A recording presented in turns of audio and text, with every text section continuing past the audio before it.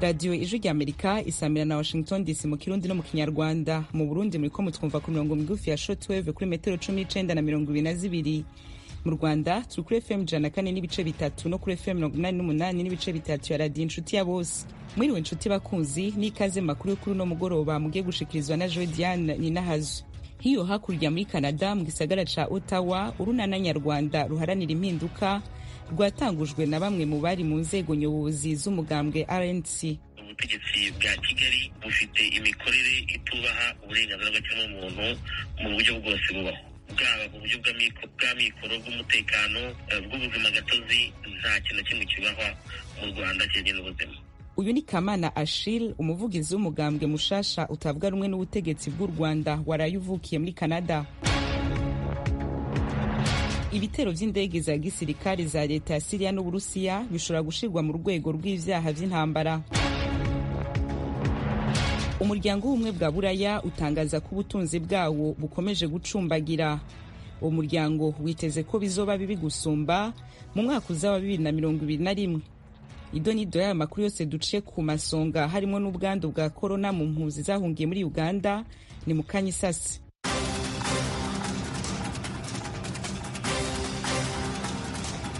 Turahera kuyagezeho hirya nino ku isi duhereye ku mugabane wa Afrika, aho leta ya Cameroon ibeshuza amakuru yuko yobigiye kuja mu biganiro n'abayoboye abashaka kwiyonkora ku gihugu. Ibindi kuri no nkuru na mugenzi wacu Fidel Niyongabo. Amakuru yerekeye ivyo biganiro iravuzwa cyane ku mbuga ngurukana bumenyi mu rwirangiye. Byatangajwe ko umutegetsi aserukira leta yabonanye ku mugwa mukuru Yaounde na bamwe mu bayoboye abashaka kwiyonkora ku gihugu bavuga ururimi rw'icongereza aho bapfungiwe. Itangazo ryasohotse ku munsi wa mbere ryatewe kw'igikumu n'umushikiranganji ajejwe gutangaza amakuru Rone Emmanuel Said ryarabeshuje amakuru y'ivyo biganiro. Iryo tangazo ryongera rivuga ko leta iriko iragira utwigoro twose tugenewe guhagarika uruhagarara n'ubwicanyi birangwa mu ntara zibiri z'igihugu zivuga ururimi rw'icongereza. Yamara iryo tangazo rivuga ko ingingo zose ziriko zirafatwa zijejwe gukingira ubumwe n'imbibe z'igihugu. Uwo mutegetsi yatangaje ko leta yasuye gutera kamo imigwi yitwaje ibigwanisho kayisaba kubishyira hasi bakemera umugambi w'amahoro washikirijwe na Perezida Paul Biya. Intambara mu ntara zibiri zivuga ururimi rw'icongereza muri Cameroon yatumye abanyagihugu batari bake batakaza ubuzima bwabo, ibintu bitari bike vyononekara, abantu benshi nabo bava mu zabo. Abashaka kwiyongora muri izo ntara bagiriza leta ko yabakumiye. Fide Niyongabo urakoze. Tukiri kuyavugwa ijya nino ku isi, ishamwe mpuzamakungu ONU ryashize ahabona uno munsi icegeranyo ku ntambara yo muri Syria vy'umwihariko mu gisagara ca Idlib. Iyo raporo ivuga ko ibitero vy'indege za gisirikare za leta ya Syria n'Uburusiya bishobora kwitwa ivyaha vy'intambara. Inkuru tugezwaho na Thomas Kamirindi. Icegeranyo cyanditswe na komisiyo ya Loni ishinzwe anketi kuri Syria. Komisiyo yabaruye ibitero 52 bitandukanye nk'uko ibivuga, birimo 47 byakozwe n'indege z'intambara za leta ya Syria n'iz'Uburusiya mu mujyi wa Idlib uri mu majyaruguru y'uburengerazuba bwa Syria kuva mu kwezi kwa 11 kw'ibihumbi 2019 kugera mu kwezi kwa gatandatu k'uyu mwaka 2020. Bimwe muri ibi bitero byibasiye abasivili mu nkambi zicumbikiye abavuye mu byabo kubera intambara, ibitaro, amashuri n'amasoko. Komisiyo iti byahitanye abantu b'inzirakarengane amagana, bituma n'abandi bagera kuri miliyoni bongera guhunga. Komisiyo ivuga ko bishobora kwitwa ibyaha by'intambara n'ibyaha byibasiye inyokomuntu. Mu kwezi kwa gatanu gushize, umuryango mpuzamahanga uharanira uburenganzira bwa muntu Amnesty International nawo wari watangaje icyegeranyo kirega leta ya Syria n'Uburusiya ibyaha by'intambara mu mujyi wa Idlib. Guverinoma y'Uburusiya yo ivuga ko nta ruhare ingabo zayo zibifitemo. Komisiyo y'umuryango w'abibumbye ishinzwe anketi kuri Syria irega kandi ibi byaha by'intambara n'ibyaha byibasiye inyokomuntu n'umutwe w'abarwanyi witwa Hayat Tahrir al-Sham HTS mu magambo ahinnye, ugenzura amajyaruguru y'uburengerazuba bwa Syria hose. ONU ivuga ko warashe ibisasu bya rutura mu basivili nta mpamvu za gisirikare zibiteye. Loni irega HTS, mbere yitwaga Front Nusra, ibyaha by'iyicarubozo n'ubuhotozi ku baturage b'inzirakarengane. Umuryango w'ubumwe bwa Buraya watangaje ko ubutunzi bwawo buzokomeza gusubira inyuma muri uno mwaka wa 2020. Geoffrey Mutagoma nivyatugezaho. Komiseri ushinzwe ubukungu mu muryango w'ubumwe bw'uburayi Paolo Gentiloni yabwiye abanyamakuru ko ikiza cya COVID-19 cyazahaje ubukungu bw'uburayi ku rugero rurenze uko babitekerezaga. Ibihugu 19 byo muri uwo muryango bikoresha amayero bizasubira inyuma mu bukungu ku rugero rw'8.7% muri uyu mwaka, bizamuke ku rugero rwa 6.1% gusa mu mwaka utaha w'2021. Mu kwezi kwa gatanu uburayi bwateganyaga gusubira inyuma mu bukungu ku rugero rwa 7.8% muri uyu mwaka, bukazamuka kuri 6.3% umwaka utaha. Ariko ikiza cya COVID-19 cyatumye ubucuruzi bufunga n'ingendo hagati y'ibihugu zirahagarara mu gihe abatuye uburayi bategekwaga kuguma mu ngo. Gahunda yo kongera gufungura imiryango nayo iragenda buhoro ugereranije n'uko byateganywaga mu kwezi kwa gatanu. Ubufaransa, Ubutaliyani na Espagne biri mu bihugu byagizweho ingaruka n'iki kiza, kandi ubukungu bwabyo buzakomeza kuzahara kurusha ibindi byo muri uyu muryango.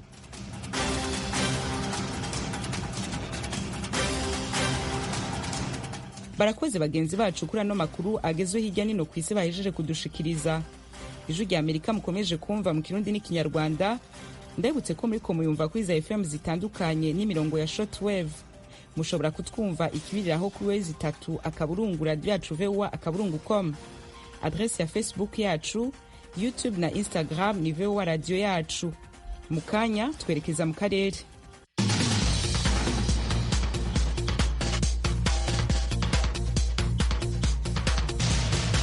Amakuru agezweho mu karere k'ibiyaga bigari tuyahere mu Burundi, ahavugwa imyidogo ya bamwe mu batunze amamodokari mu gisagara ca Bujumbura bagiriza ikigo Trako guteba kubaronsa impapuro zemeza ko imiduga yabo atatunenga igira. Ibindi kuri no nkuru Ijwi rya Amerika ryateguye ryifashishije abakunzi bayo mu Burundi, tubibaza mugenzi wacu Desire Hatungimana ari Kigali mu Rwanda. Bamwe batunze amamodokari mu gisagara ca Bujumbura na cane cane abatunze imodoka zunguruza abantu n'ibintu barashima ko Otrako yahinduye indinganizo kandi kwikoresha uburyo bwa none. Uno mugabo atunze imodokari yunguruza abantu.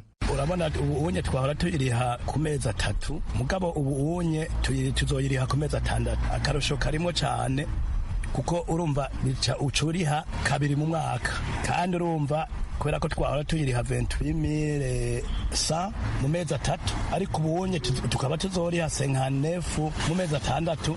Ndumva harimo akarusho naho babifatiye hamwe tukayatangira rimwe tutiteguye. Niyo umaze kuriha naho iyo dokima yasigaye yo bakurindirije kubera amakaratasi wo warihiye kubo yafise umuroraje nta kuvugisha. Naho hari abashima indinganizo nshasha y'ico kigo, amahinyo ntabuze nk'uko bivugwa n'abatunze amamodokari. Kubona ico kibanza gisuzumirwamwo amamodokari ari kimwe, unakavuga ko batonda ari benshi, agasaba ko hogira igihindutse. Gusa nuko usanga dutondayo turi benshi, gusa ico bari bakwiye kudufasha tukaja mu tubiro twinshi aho turihira pana kujuragirika dutonda tugira gute. Hari yandi mahinyu abatunze imodokari bagiriza ikigo ca Otrako nuko gikwega amaguru mu kubaronsa ico cemezo. Akavuga ko bama bagiraniye ingorane n'igipolisi kijejwe uruja n'uruza mu mabarabara iyo ikiringo c'agapapuro mfata kibanza bahabwa carangiye. Novuga yuko ubu ari ikintu twovuga kinini nya kiduhoye amaboko mugongo, ni ku kintu cerekeye agapapuro baguha. Kaya agapapuro baguha ukamara 7 jours. Iyo rero 7 jours zibaye experience zibaye guhera, ugahura n'umupolisi mwibara ntacu musigurira kubwira ngo zana wagenda hariya ango ntituraheza. Umva ico kintu botegeza kuciga bakakiraba. Umva muri ico gihe rero je nebaze yuko bogerageza bakaraba ngena bogahinyanyura. Iyo umuntu agiye kwirondera bakaguha batakaguha naho izo 7 jours ugiye kukarondera gushika ukaronka. Iri foko bari bakwiye kugira ngo uwo munsi nyene basi uwo munsi nyene we ko washikiriye ucurara ugiye bijanye. Ubuyobozi mfata kibanza bwa Otrako buratahura imyidogo y'abatonzi imodokari. Umuyobozi mukuru w'imfata kibanza bwa Otrako akavuga ko ubu abanywanyi boroherezwa iyo bituye iryo shirahamwe. Iyo ngorane turamaze kuyibona, abanywanyi ba Otrako bamaze kuza kubivuga ngaha. Twebwe ico tukora ubwa mbere cyo tubanza kongerereza ikiringo ako kaya karisi baba bahaye kamara. Ariko rero uretse kubongereza ikiringo tuko turakora ibishoka vyose kugira ngo izo ngorane z'uko kaya karisi gahera idokima barondeye itaraboneka bive mu nzira. Twarashoboye gukura mu nzira ikibazo kihari cy'uko bwa mbere twasaba bene imiduga ko bishikira ngaha kubera ikibazo c'amafroze cyabaye cinshi. Ico twari turakibangira ko ubu umuntu atari hafi ashobora kurungika umuntu akamutorera impapuro z'umuduga canke akanamurungikana imodoka kuza kurondera izo mpapuro z'umuduga. Mu mfondagije Imana asanzwe ajejwe ibibazo by'ubutunzi n'abakozi muri iryo shirahamwe asigura ko kubona ivyo vyemezo biteba kuboneka ari ikibazo c'ubuhinga kandi kiriko kiratorega umuti, kubera isisito turakoresha ni nshasha, abakozi ntibaragera ku rwego twovuga tuti barayimetriza. Biracafise rero ivyo kumenyera, ariko twibaza ko bigenda bitera binyaruka kurusha ubwa mbere.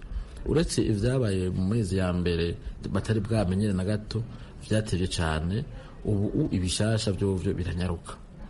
Twifuza rero yuko twoshika ku rwego kuko noneho umunywanyi bitaba ngombwa ko agaruka, ko muri rya minsi twamuhaye kandi ihera twamuhaye icyangombwa ciwe yaje kurondera. Nico cifuzo nivyo tuko turakora ibishoboka vyose kugira ngo ibijyana bose bahari inzitizi zituma impapuro z'umuduga zitaboneka mu mwanya umara kajya karesi ziveho zose. Ubuyobozi bw'ikigo ca Otrako bugatera kami igipolisi kijejwe uruja n'uruza mu barabara kuraba neza ko urupapuro mfata kibanza bwongerejwe ikiringo, gutanga icemezo gishasha cerekana ko imodokari ikomeye hakoreshejwe ubuhinga bwa none vyatanguye mu kwezi kwa 12 umwaka uheze 2019. Aho hambere uwutwaye imodokari yiwe ihejeje gusuzumwa yatahukana ico cemezo citwa control technique. Ubu abaronkejwe urupapuro vyihuta bavuga ko barindira imisi indwi. Tugume mu Burundi, ahamwe mu mashirahamwe aharanira ineza y'abarwayi n'amasandika asaba leta gukurikirana neza ko ibikoresho vyo gupima umugera wa corona iriko iratanga mu mavuriro bikoreshwa akazi vyagenewe. Inkuru ya mugenzi wacu Eloge Wirikaneza. Urwego rw'ijambo abagwayi mu Burundi Semebu, cadre d'expression des malades du Burundi mu Gifaransa, rumenyesha ko rwakiriye neza ingingo ya leta yo gutangura gupima mu kivunga kuva kuri uyu wa mbere, ihereye ku mugwa mukuru w'ubutunzi Bujumbura hamaze kugaragara abantu benshi banduye umugera wa corona kurusha ahandi mu gihugu. Sylvain Habanabakize, umuvugizi w'urwo rwego: tubona akigoro ntangere dushima muri Semebu kuko uravye ico kiza uno munsi niko kiragwanywa, ibintu vyitayeho abagwayi batira biyongera turavye ku munsi. Rero uko bafashwe twumvishije bamugari y'abantu uvuga ko ariko barafatwa neza, ataco ateko barakora kugira ibintu bigende neza. Na sendika y'abakozi bakorera mu gisata cy'amagara y'abantu mu Burundi SNTS ivuga ko iki gikorwa catanguye kuri uyu wa mbere kirangajwe imbere n'umukuru w'igihugu cari gikenewe. Ariko Marie Bukuru yirongoye hamagaza ubushikiranganji bw'amagara y'abantu kwitwararika ibintu bibiri nyamukuru: ukwigisha abakorera kwa muganga no kubaronsa ibikoresho bihagije, hatibagiwe gukurikirana kw'ivyatanzwe bikora ico vyagenewe. Icyo twifuza ni uko iby'ukuri ibikoresho bitanga bikwiye gute, bakaza barasaba raporo ukuntu ibikoresho byatanzwe kugira ngo babone yuko bihwiranye n'ubungane bw'abagwayi baza, kuko baza ari benshi ni nako abavura bashaka kuhanavuga kubera iki akazi kaba kenshi, ugahura n'umwanya ibikoresho bitari hafi bari batuma bandura cyane. Rero ababajejwe bakaba ibikoresho kandi akeneye byo kuvugira ku munwa ngo birakwiye, nabo nyene bakamanuka bakaraba yuko ibyo batanga byashikiriye abantu. Ikindi naco ni uko cyane cyane iyo haje icyaduka nk'icyo gutanga ibikoresho ni kimwe, mugandi kunabereka n'ingene bikoreshwa kuko urabona ubu haraza ibikoresho bishasha kumbe n'abantu bazatamenyereye, nk'abakozi bashasha bari binjiye mu kazi vuba, abandi kumbe batari bwaje mu bisata byo kuba bakira abantu cyane, ko maze kuraba nk'ibintu by'ibintu iyo bije hari aho bisatira intara zimwe, abandi nabo batari babimenye mu bisata mu ntara batari babimenyereye kwakira ibintu by'ibiza nk'ibyo. Twari twasabye yuko inyigisho ahubwo zoba mu bisata byose kuva mu mavuriro mato mato gushika mu bitaro bihagurutse, nk'ibikoresho bishasha abantu batamenyereye bakabibigisha, kuko nk'iyi coronavirus ni indwara nshasha. Ni ukuvuga yuko abantu turi mu myuga natwe twakoze cyataye nigeze mbona bigishwa neza, hanyuma n'ibikoresho bigatangwa, umukozi agakora umutima utekanye, niho yonakira neza abantu nawe ntiyandure. Kandi nabo nyene bakadabura bapima kenshi kugira babonye nk'abagwaye babandi nabo nyene babavure. Umwitwarariko leta isigura ko yawiyumviriye ko imbere ya vyose. Muganga Tadandi Kumana, umushikiranganji w'amagara y'abantu, yabivuze kuri uyu wa mbere ariko atanguza iryo sekeza ryitiriwe ndakira sinandura kandi sinanduza COVID-19. Ibikoresho vyo kwa muganga aba badukorana barafise udupfukamunwa dukwiye kugira ngo iyo bariko barapima bene gihugu bikingire, n'abaje kwipimisha turabaha. Mu gihugu hagati kizobandanya gute? Nuko dufise ubundi buhinga tuzokoresha aho abajejwe gupima basanzwe bari muri aba mwabonye kugira bavyigire ngaha ingene bafata ibipimo. Hanyuma hari abandi bari mu kigo INSP bariko barakora gufasha gusuzuma ibipimo twafashe, bace babimbonerwaho kubimenya, hanyuma zoca baduga mu bitangura kugira ngo bakoreshe ubundi buhinga bwa Gen Expert, aho bazoshobora kwakira ibipimo byavuye hagati mu gihugu ku ntara bakabisuzumira hariya. Hari abandi baganga nabo bize tuzofashanya. Abana bakize nabahamagarira abarundi gukurikiza impanuro bahabwa n'abajejwe amagara y'abantu. Icyo abandi babwire coco nuko burya ingwara ya virusi y'umugera ku vyigwa vyagiye biragirwa ni ingwara idakira, ni ingwara igenda ikagaruka. Kimwe gusa ico mbona nuko abarundi n'aba mu gihugu cacu twobandana dukurikiza ziya ngingo twabwiwe na leta bicishije mushikanje w'amagara y'abantu. Iruhande y'ingingo yafashwe n'umukuru w'igihugu ku wa kabiri w'indwi wiheze yo kugabanya igiciro c'isabuni kugeza ku gice hamwe n'icamazi mu bisagara n'imigwa mikuru y'intara, umushikanganje w'amagara y'abantu yategetse kuri uyu wa mbere abunguruza abantu n'ibintu kwamana ntaryo bapompa intebe n'imiti yica imigera, ingenzi nazo zikama zitwararitse kugendana udufukamunwa no kutwambara. Ku munsi wa gatanu w'indwi uheze umuryango mpuzamahanga witaho iterambere PNUD wahaye imfashanyo Burundi y'amadolari 530 kugira ngo bugwanye COVID-19. Igizwe n'udufukamunwa miliyoni 14, imashini zifasha guhema 3, imiduga n'ibindi. Kuva mu kwezi kwa gatatu uyu mwaka hatanguye kwibonekeza umuntu wa mbere yanduye umugera wa corona mu Burundi. Muganga Ndikumana asigura ko leta yari ikoresha uburyo bwayo bwite atamutera nkunga n'umwe ayisahirije. Eroje Urikaneza, Ijwi rya Amerika. Turabaramukije bakunzi namwe banywanyi b'Ijwi rya Amerika. Mu ntumbero yo kuronka amakuru y'imvaho kandi agezweho dushobora gusangiza n'abanywanyi bose, ni ngombwa ko tubandanya gukorera hamwe mu kuronka amakuru yizewe kandi twosangiza abatwumva. Kubera iyo mvo, Ijwi rya Amerika ribasaba ko mwobandanya kudushikiriza amakuru, amafoto, amavideo y'ibibera aho mutuye, aho mukorera, aho mwiga n'aho mugendera. Mudushikiriza n'ibindi vyiyumviro n'ivyifuzo mufise vyo dufasha kubandanya tubashikira ku nyota y'ibibaraje ishinga mukoresheje urubuga rwa Facebook VOA Radio Yacu canke inomero yacu ya WhatsApp ikurikira *1kabiri 0kabiri 441 Ijwi rya Amerika ni radio yanyu.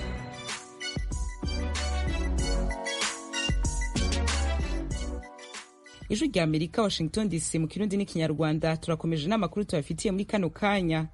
Ishami rya ONU ryitaho impunzi ku isi HCR muri Uganda ryemeza ko muri rusangi impunzi zababa 50 arizo zimaze kwandura virusi ya corona. Abagera ku 300 baherutse kuva muri Republika ya Demokarasi ya Kongo bariko barasuzumwa. Inkuru irambuye na mugenzi wacu muri Uganda, Ignatius Bahizi. Umubare w'abantu bamaze kwandura icyorezo cya corona muri Uganda wegereje 1000, nubwo benshi muri aba bavuwe bagakira nuko bagasezererwa amavuriro.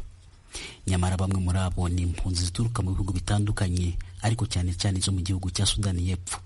Dunia Aslam Khan ni umuvugizi w'ishyirahamwe ryita ku mpunzi mu gihugu. 52 refugees were tested positive. Out of the 52 positive cases, impunzi 52 nizo zimaze kwandura coronavirus, ariko amakuru meza nuko kuri abo 52 47 bo bamaze gukira n'abandi barimo kuvurwa. Inyinshi muri izi mpunzi zikomoka muri Sudani y'Epfo kandi ziri mu makambi ari mu majyaruguru y'igihugu. Igihe bakorewe ibipimo bagafatwamo iyi ndwara bari bari mu kato, bivuze ko batashoboye kwanduza abandi mu nkambi. Nyamara iki ntabwo giteye impungenge nyinshi mu mpunzi, kuko uretse ingamba zitandukanye zo kwirinda iki cyorezo mu makambi n'ahandi, impunzi zituye zirimo kwambara udupfukamunwa hamwe no gukaraba intoki, n'impunzi ubwazo zivuga ko zifashe neza mu kwirinda iki cyorezo nubwo zifite ibindi bibazo bikomeye nk'iby'inzara. Impunzi ntizasigaye inyuma, kuko amategeko yose yafashwe n'igihugu n'umukuru w'igihugu cya Uganda yafatiwe bose, n'impunzi idasigaye inyuma. Mpereye ku by'amagara, turagerageza gukurikiza amategeko twahawe n'igihugu. Icya kabiri nacyo turagerageza gukurikiza impanuro za gavumenti ya Uganda, tugakurikiza impanuro z'abaturongoye aha mu ma village, kandi je mbona yuko ibintu biriko biragenda neza. Umubare munini w'impunzi zanduye coronavirus nizituruka mu gihugu cya Sudani y'Epfo zituye mu makambi ari majaruguru y'igihugu. Ako karere niko kavumbuwemo umubare munini w'abanduye mu gihugu kubera umupaka wa Elegu hagati ya Uganda na Sudani y'Epfo ugendwa cyane, kandi akaba nariho umubare munini w'abatwara imodoka zambukiranya imipaka banduye bavumburiwe. Muri ako karere n'ubundi ariko ku mupaka wa Uganda n'igihugu cya Repubulika Iharanira Demokarasi ya Kongo haherutse kwambukira izindi mpunzi z'abakongomani zigera ku 3,000 ariko ubu zose ziri mu kato. As you are aware that Uganda temporarily opened its border from 1st of July to 3rd of July. Ati nk'uko mubizi Uganda yafunguye imipaka by'agateganyo kumara iminsi 3 kugira ngo yemerere impunzi 3,000 z'abakongomani zari zimaze amezi 2 zigotewe ku butaka butagira nyirabwo hagati y'ibihugu byombi. Izi mpunzi nsha zose ubu ziri mu kato. Abashinzwe iby'amagara batangiye kuzikorera ibipimo bya corona, kandi ku mpunzi 570 zimaze gupimwa nta nimwe irafatwamo ubwo burwayi. Ariko ibi ntabwo byatuma tudakomeza gushyiraho ingamba zitandukanye zo kwirinda kugira ngo tube twiteguye neza haramutse habonetse uwanduye. To be able to deal with any emergency situation. Imibare misha y'abanduye iki cyorezo mu gihugu iheruka gutangazwa na Minisiteri y'Iby'ubuzima igaragaza ko abanduye bamaze kugera ku 953, ariko 743 kuri bo akaba bamaze gukira icyo cyorezo. Ku bantu basaga 210,000 bamaze gukorerwa ibipimo by'amagara bijanye na corona-19. Ignatius Sibahisi, Ijwi ry'Amerika, Uganda. Iwanyu mu ntara. Iwanyu mu ntara ni ikiganiro kibashikiriza amakuru avugwa hanini mu ntara no mu makambi y'impunzi z'abarundi ari muri Tanzania, mu Rwanda, muri Uganda no muri Repubulika Iharanira Demokarasi ya Kongo. Iwanyu mu ntara nakaryo Ijwi ry'Amerika riha umunyagihugu aho aherereye ku gatumba mu ikambi kugira yagira abandi uko abayeho mu buzima bwiwe bwa minsi yose. Iwanyu mu ntara ni cyanyu. Tuyagire mwisanzuye kwijwi rya Amerika. Ni kuva ku wa mbere gushika ku wa gatanu kuva 7 gushika 7 n'igice z'umutaga. Iwanyu mu ntara, iwanyu mu ntara, iwanyu mu ntara.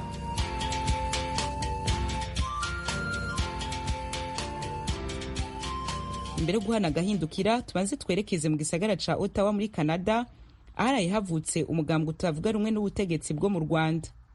Urunana nyarwanda ruharanira impinduka Rwandan Alliance for Change watangujwe na bamwe mu bari mu nzego z'ubuyobozi bwa RNC nyuma bakananirwa kumvikana. Ku murongo wa telefone mugenzi wacu Jeffrey Mutagoma yavuganye na bwana Kamana Achille, umuvugizi wo mu rugambwe mushasha, abanza kumubaza icatumye bawushinga. Ubutegetsi bwa Kigali bufite imikorere itubaha uburenganzira bw'ikiremwamuntu mu buryo bwose bubaho, bwaba mu buryo bw'amikoro, bw'umutekano, bw'ubuzima gatozi. Nta kintu kimwe kibahwa mu Rwanda kijyanye n'ubuzima. Impamvu rero tubayeho cyangwa se n'impamvu tuje ni uko dushaka iki kintu gikosorwa, hanyuma tukakigiramo imbaraga nyinshi cyane n'uruhare rwinshi cyane, kuko tuzi ko abanyarwanda bose banyotewe n'icyo kintu cyo kugira ngo hagaruke amahoro n'ituze n'iterambere rigera ku bantu bose, ritagera kuri bamwe cyangwa se ku gatsiko k'abantu bamwe. Amashyaka menshi avuga ibyo ngibyo, ahakorera mu buhungiro, ahakorera hariya mu Rwanda. Ni iki gitandukanye muzanye, kuki mutiyunga kuri ayo mashyaka niba ibyo muvuga ari bimwe mugafatanya mukagera ku cyo muvuga ko muharanira? Igishyashya tuzanye nta kindi, ni uko dufite ibikorwa byanatangiye n'ibindi bizakurikiraho. Ibyo bikorwa bizivugira, abantu bazabibona. Ntabwo tuje turi abantu bavutse ejo bundi cyangwa se batangiye uru rugamba ejo bundi. Tuje dufite impamba nini cyane ya experience. Iyo mpamba rero turayizeye, ndetse n'abo turi kumwe benshi cyane n'abandi bazatugana ko nabyo turabyizeye. Ni ibikoresho bikomeye cyane bizatuma tugera ku ntego twihaye kandi mu gihe cya vuba. Kubyita ko ari ukubura ukuntu abantu bakwiyunga cyangwa se kubura abantu bahangana, ni uko impinduka zikorerwa mu muryango cyangwa se byakwanga abantu bakisuganya, ariko izo mpinduka bakaziharanira, kuko nicyo kiba ari icyangombwa cyangwa se nicyo kiba gikenewe kugira ngo ibintu bihinduke. Muri ibyo bintu uvuga muzanye ko nabyumvise mutangaza ishyaka harimo abantu bari muri RNC, mwemeza mute umunyarwanda ubumva yuko muzamugeza ku byo muharanira niba mwarananiwe kwiyunga hagati yanyu? Ntubona ko muje muzanye isura mbi? Imyitwarire ya benshi mu bayobozi bakuru yatumye n'izo mpinduka tuba duharanira zidashobora gukomeza muri iryo shyaka twari turimo cyangwa se muri iki gitekerezo twari turimo, kuko RNC ni ideoloji kimwe natwe ni ideoloji, ni ideoloji yo gushaka iyo mpinduka. Twabwiye abanyarwanda ko dushaka gushyiramo imbaraga kugira ngo tubigereho. Rero ku bijyanye n'uko tutabashije kuvugana cyangwa se no kwiyunga n'aho twahoze muri RNC, ndashaka kubwira abanyarwanda yuko atari ukuri, kuko inzira nyinshi zarageragejwe, yewe n'andi mashyaka yari yibumbiye muri P4 cyangwa P3 nayo yagerageje kugiramo uruhare, ariko inzira y'ibiganiro irananirana. Mbere y'uko n'iyo nzira inanirana, bamwe mu bari bagize RNC bagerageje gushaka ko habaho inzira y'ibiganiro cyangwa se ko habaho ibikorwa bigamije kuzana amavugurura mu muryango kugira ngo usubire mu nzira nziza wari watangiye, ariko birananirana. Ni ukuvuga ngo ntabwo abantu bashobora kwiyunga mu gihe badashobora no kuganira, ariko mu buryo tutabashije kuganira, uruhare rwacu rwo gushaka ko habaho inzira y'ibiganiro twe twararukoze, ndetse n'inyandiko nyinshi zagiye zisohoka, mwagiye mubona ko ababishatse bose nanjye ndimo twagiye twamaganwa cyangwa se tukirukanwa ako kanya. Ubwo rero ndakeka ko ikibazo aho cyari kiri ni aho ngaho, ndetse no kuba icyo kibazo cyari gihari nicyo cyatumye nabyo tunavuka, ariko ntibishingiye aho ngaho gusa. Ni uko n'amavugurura twifuzaga muri RNC ajyanye n'urugamba turiho rwo gushaka impinduka zo mu Rwanda. Ni ukuvuga ngo gahunda cyangwa se ibyadukuriye muri RNC biracyahari, ni uko gusa bigiye gukorerwa mu yindi organisation, kuko iyo twari turimo twabonye ko bidashoboka. I Kigali mu Rwanda hari abantu bari mu nkiko bakurikiranyweho ibyaha bitandukanye, harimo abavugwa yuko bari ingabo z'umutwe wa RNC, harimo n'abandi bavuga ko bari ingabo z'umutwe wa FLN. Abo bose ni abantu bari bafite imigambi yo gukora icyo bise kubohoza u Rwanda, nubwo muri iki gihe babivuga mu buryo butandukanye bari mu rukiko. Namwe muzarwana? Twavuze mu itangazo ryacu ko dushyize imbere inzira y'ibiganiro, kandi impamvu twayishyize imbere ni uko twizeye ko ibyo biganiro bizabaho kandi bikagenda neza. Ariko ntawumenya uko urugamba nk'uru nguru rurangira. Twe dukomeje kwizera neza ko leta y'u Rwanda izumva ko abanyarwanda bakeneye impinduka, izumva ko igomba kwicara ku meza hamwe n'abatavuga rumwe nayo kugira ngo ibintu bigaruke mu murongo. Iyo nzira turayizeye kandi turayishyiramo imbaraga zose zishoboka.